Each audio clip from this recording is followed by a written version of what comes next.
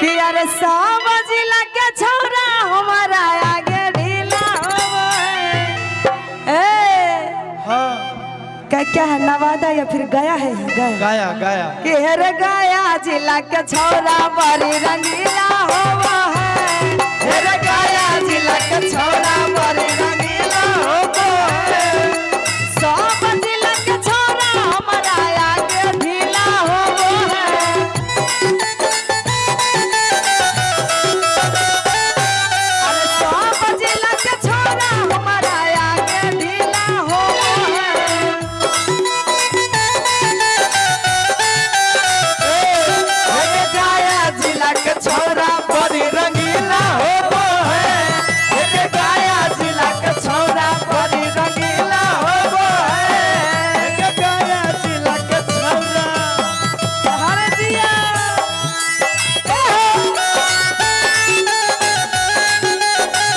सोना वाले भगवा बंद करवावा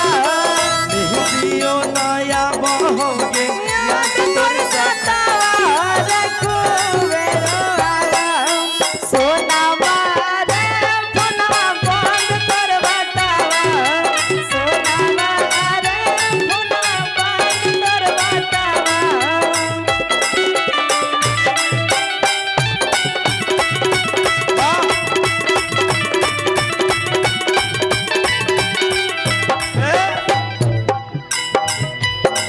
अरे बलिया बनारस से कुछ नहीं ला अरे गया जिला के छोरा का रोह किला अरे बलिया बनारस से कुछ नहीं ला गया के छोरा सब का रोह किला लेके अब जोगे छौरी तू हमारा जिला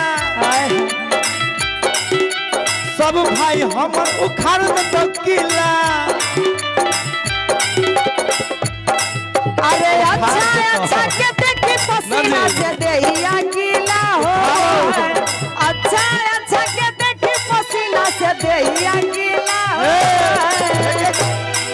हेगे गाया जिला के छौरा बोली रंगीला हो नवादा जिला के छौरा बड़ी रंगीला हो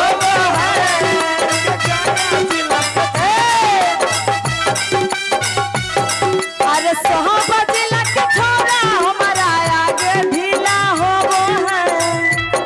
सही में अरे सोहबा जिला के छौरा हमारा आगे ढीला हो हाँ एही गाया के भतार बड़ी रंगीला हो यही गाया के भतार बड़ी रंगीला हो हेगे गाया के छौरा बोली रंगीला धन्यवाद आपको दिल से थैंक यू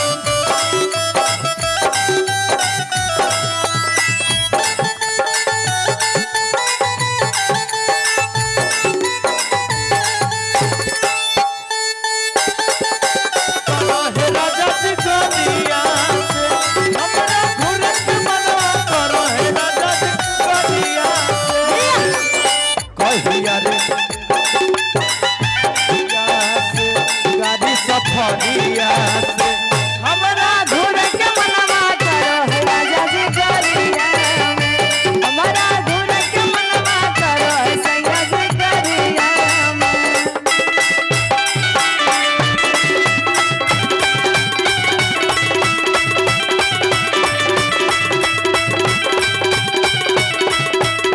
सुना हाँ अरे मिला नहीं मन जोग मरद रे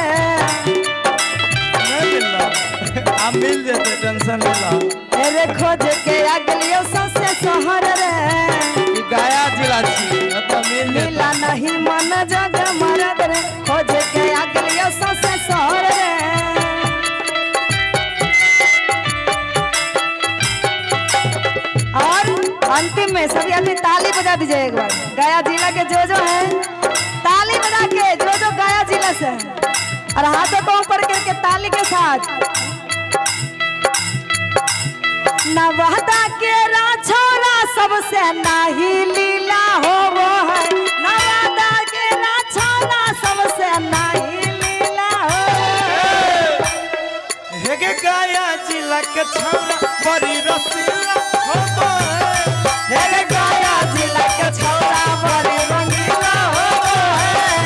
अरे गया जिला के छौरा बड़ी रंगीला। सब जिला के छौरा हमारा आगे ढीला हो वो है।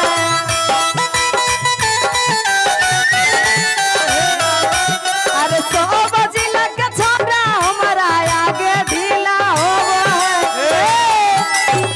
तारा पते नहीं छे कि गया जिला में आल तो सुता ले लेकी नहीं गावे ले लिए सुनना बोला हे गे गया जिला के छौरा बड़ी रंगीला हो वो है, अरे गया जिला के छौरा बड़ी रंगीला हो वो है। हे गे गया जिला के छौरा। एक मिनट अब जरा स्टेज से उतर जाइए। अभी बोलना है तो बाद में बोल लीजिएगा, उतर जाइए ना। गाने के टाइम में कोई डिस्टर्ब नहीं, अगर डिस्टर्ब होगा तो हम स्टेज से उतर जाएंगे।